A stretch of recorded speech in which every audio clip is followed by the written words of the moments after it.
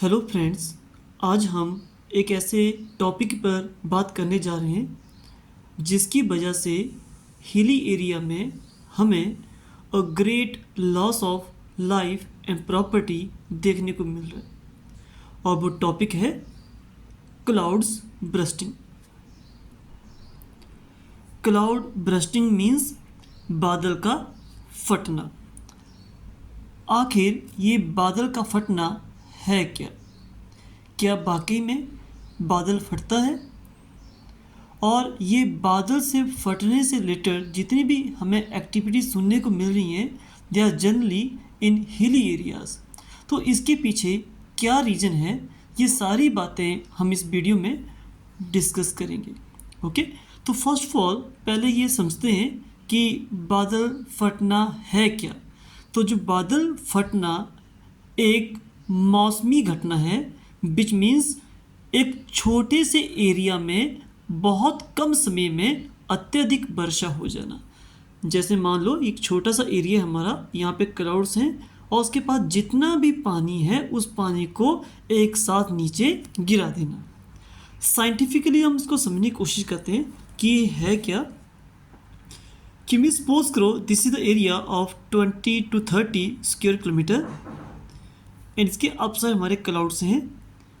तो बादल का फटना मीन्स एक घंटे से कम समय में 100 मिलीमीटर या उससे अधिक वर्षा हो जाए तो इस सिचुएशन को हम बादल फटना कहते हैं। मीन्स कि अगर एक छोटे से एरिया में 20 to 30 स्क्वायर किलोमीटर एरिया में एक घंटे से कम समय में 100 मिलीमीटर या उससे अधिक वर्षा हो जाए तो इस सिचुएशन को बादल फटना कहते हैं।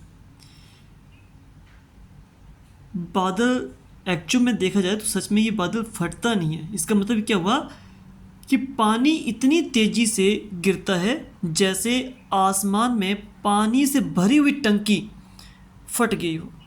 दैट मीन्स इतना ज़्यादा पानी आपका एक साथ नीचे गिरना ही बादल फटना कहलाता है। अब क्वेश्चन ये अराइज होता है यहाँ पे कि जब बादल फटता है, इसको सिचुएशन को बोलते हैं कि हैवी बारिश होना, एक तरह से पानी का एक साथ नीचे गिर जाना। ये कैसे नीचे गिरता है हम इसके ऊपर बात करेंगे अभी कि जब बादल फटता है तो इतना पानी एक साथ नीचे गिरता कैसे है और क्यों गिरता है, वो सारी बातें हम आगे डिस्कस करेंगे। जब बादल फटता है दैट मीन्स अभी हम बात करेंगे पानी की क्वांटिटी की कि कितना पानी नीचे आता है, और उसके बाद हम बात करेंगे कि आखिर ये फटते क्यों हैं। तो सबसे पहले हम बात करें वाटर की क्वांटिटी की बात करें। जब बादल फटता है मीन्स 10 करोड़ लीटर से ज़्यादा पानी, और कुछ एरिया सच एज उत्तरकाशी जैसे स्थानों में इस पानी की जो मात्रा है वो 200 से 300 करोड़ लीटर हो सकती है। दैट मीन्स नॉर्मली जब बादल फटता है उसकी क्वांटिटी की होती है 10 करोड़ लीटर पानी। देखो इतना सारा पानी का एक साथ नीचे गिर जाना एक छोटे से प्लेस में, 10 करोड़ लीटर पानी। और कुछ एरिया ऐसे हैं हिली एरिया के, जैसे उत्तरकाशी। अभी कुछ दिन पहले ही हमें एक घटना सुनने को मिली कि उत्तरकाशी में बादल फटने की वजह से ऑलमोस्ट एक पूरा का पूरा विलेज वो पानी में बह गया। मीन्स वहाँ पे पानी की जो क्वांटिटी है नहीं अबाउट 200 से लेकर 300 करोड़ लीटर पानी। दैट मीन्स इतना पानी कि जिसे भारत के 20 लाख लोग 9 दिनों तक यूज़ कर सकते हैं। आप सोच सकते हैं, समझ सकते हैं कि कितना पानी एक साथ नीचे गिरता है। अब बात आती क्या जो तेज़ बारिश और बादल फटना दोनों में क्या फ़र्क है। दोनों अलग अलग चीज़ें हैं, तेज़ बारिश और बादल फटना। तेज़ बारिश का हम पूर्व अनुमान लगा सकते हैं। आजकल ये आप सभी जानते हैं कि हमारा मेट्रोलॉजिकल डिपार्टमेंट है जो वेदर से रिलेटेड, मौसम से रिलेटेड सारी जानकारी कलेक्ट करता है और उसके बेस पे हमें डाटा सेंड करता है। और आज के टाइम में हमारे पास इतनी एडवांस टेक्नोलॉजी है कि हम आने वाले टाइम में मौसम कैसा रहेगा उसके बारे में पूरी नॉलेज हमें पहले से मिल रही है, और उसके बेस पे हम अवेयर रह सकते हैं और अपने आप को सेफ रख सकते हैं। लेकिन जो बादल का फटना है इसमें पूर्वानुमान नहीं लगा सकते हैं। दैट मीन्स ये एक सडन होने वाली घटना है एकदम से होने वाली घटना है, इसको हम पहले से पूर्वानुमान नहीं लगा सकते। अब क्वेश्चन ये आगे आता है कि आखिर बादल फटना है क्या, क्यों फटता है, इसके पीछे क्या लॉजिक है, इसके पीछे क्या रीज़न है। Now we start the main topic है, बादल आखिर फटते क्यों हैं। अब आपको इस वीडियो में यहाँ पे 2 पिक्चर दिख रही है, वन इज दिस साइड और वन इज दिस साइड। आपने एक बात देखी होगी कि जो बादल फटना रिलेटेड जो घटनाएं हैं ये कुछ ही सालों में बहुत ज़्यादा सुनने को मिल रही हैं। पहले बहुत कम होता था, हमें ये बातें सुनने को मिलती थी। जनरली हम देखते थे कि जो बादल फटना था ये नियर अबाउट 15 साल पहले बहुत ही रेयरली सुनने को मिलता था, लेकिन आज के टाइम में हर साल हम ये सुन रहे हैं कि एक ही रेनी सीजन में डिफरेंट एरियाज में ब्रस्टिंग ऑफ क्लाउड्स हो रही है बेटा। ठीक है, उसके पीछे क्या रीज़न है, देखो आपके सामने ये 2 डायग्राम्स हैं। एक डायग्राम्स में ये आपका हिली एरिया और यहाँ से हमारी एक रिवर निकल रही है, और दूसरी डायग्राम में जो ये रिवर निकल रही है इसके ऊपर हमने कंस्ट्रक्शन ऑफ डैम बना दिया, और डैम के पीछे large amount of water collect हो गया।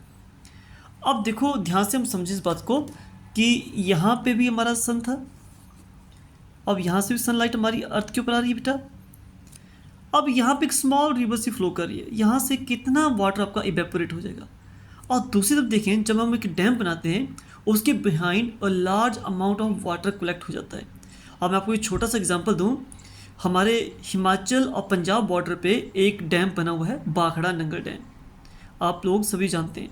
और उस बाखड़ा नंगल डैम से पीछे 92 किलोमीटर एरिया में वाटर स्प्रेड है, 92 किलोमीटर एरिया में। उसी तरह हिली एरियाज में बहुत सारे डैम बनाए जा रहे हैं, उसके बैक साइड और large amount of water collect हो रहा है। उसी तरह मैं आपको एग्जांपल दूं, उत्तराखंड में अभी इंडिया का सबसे हाईएस्ट डैम बना है टिहरी डैम।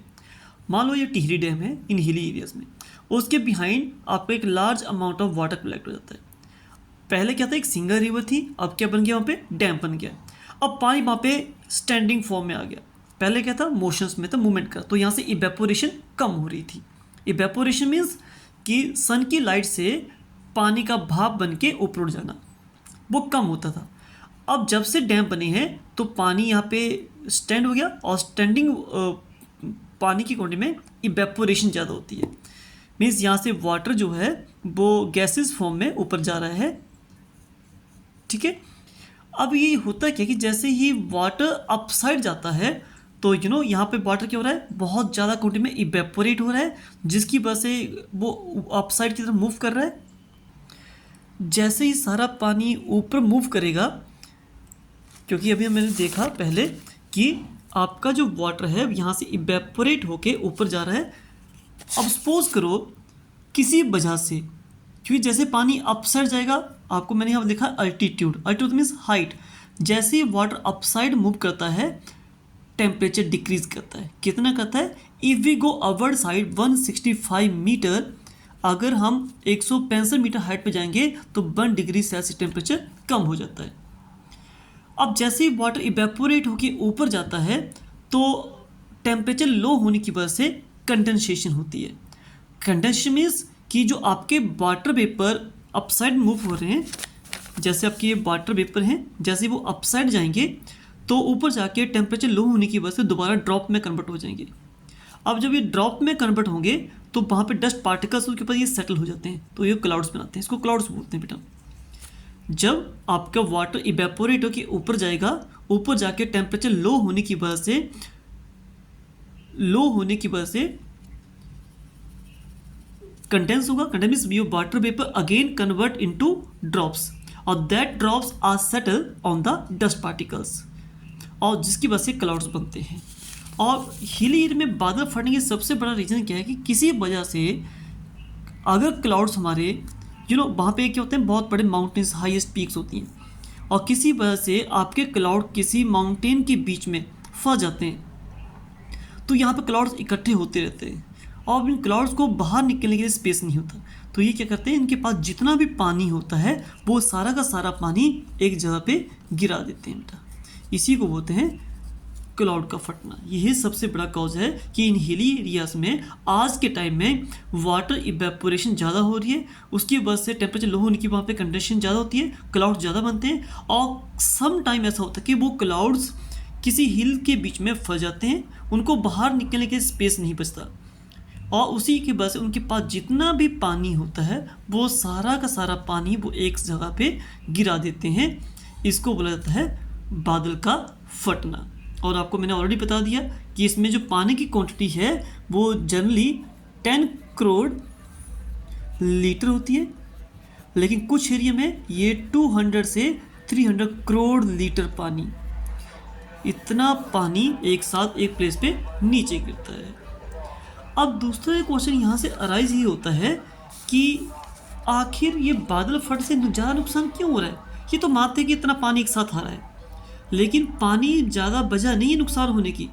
इसके पीछे नुकसान होने की सबसे बड़ी जो वजह है वो उसके पीछे वो है 2 मेन कॉज आते हैं। सबसे बड़ी कि नुकसान क्यों हो रहा है। सबसे पहला नुकसान ये है कि हमारे जो माउंटेन्स हैं, और कौन सा माउंटेन है हमारे हिमाचल में, हिमालय माउंटेन्स बोलते हैं। ये जो हिमालयाज़ के माउंटेन है, ये हिमालय के जो माउंटेन हैं ये नए हैं, मीन्स न्यू हैं और कमज़ोर हैं।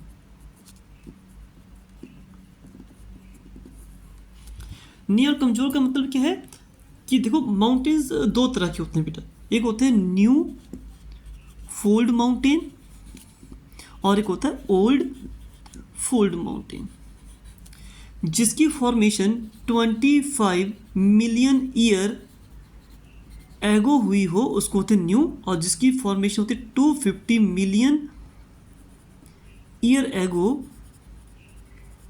उसको होते हैं ओल्ड। तो हमारा जो हिमालय है वो है new fold mountain, that means अभी अभी लेटेस्ट ही इसकी फॉर्मेशन हुई है। और जब नए नए माउंटेन की फॉर्मेशन होती है तो वो इतना सॉलिड नहीं होता है, ठीक है। तो उसकी जो रॉक्स हैं थोड़ी भुरभुरी हैं, थोड़ी कमज़ोर हैं। जब भी पानी एक प्रेशर के साथ नीचे गिरेगा they start to easily move with water, वो वाटर के साथ इजीली मूव करना स्टार्ट कर देगा। और इस चीज़ को रोकने के लिए हमारे पास एक वे है, वो है प्लांट। हमारे जो पेड़ पौधे हैं, ठीक है, वो सॉइल को पकड़ के रखते हैं। आपको मैंने बताया कि हमारे ये जो प्लांट्स होते हैं, जब प्लांट्स हम ग्रो करते हैं तो इनकी जो रूट्स होती हैं, ये जो रूट्स होती हैं नीचे, ये मिट्टी को पकड़ के रहती हैं, इस चीज़ को रिमूव होने नहीं देती हैं। लेकिन हम देख रहे हैं कि कुछ सालों से हम पेड़ों को बहुत ज़्यादा क्वांटिटी में काट रहे हैं। तो पहला क्वेश्चन पॉइंट हो गया जो नुकसान होने के पीछे कि हमारे माउंटेन कैसे नए और कमज़ोर हैं, और जब हैवी बारिश होगी, हैवी पानी आएगा तो उसके साथ ये फ्लो करना स्टार्ट कर देंगे। और दूसरा कॉज क्या है, डिफॉरेस्टेशन, मीन्स पेड़ों का काटना। हम लोग पेड़ों को बहुत ज़्यादा क्वांटिटी में काट रहे हैं, जिसकी वजह से हमारी जो सॉइल है, पहले प्लांट ने इसको पकड़ के रखा हुआ था उसकी रूट्स ने, जैसे हमने प्लांट कट कर दिए तो जो मिट्टी है ये लूज़ हो जाती है और ईजिली पानी के साथ फ्लो करना स्टार्ट कर देती है। तो हम आज आपने देखा उत्तरकाशी में फ्यू डे बैक जो एक बादल फटने की घटना हुई थी, और उसमें एक बहुत ही दुखद घटना हुई कि पूरा विलेज जो है वो इवन दैट हमारे घर जो है वो भी पूरे मलबे के नीचे दब गए।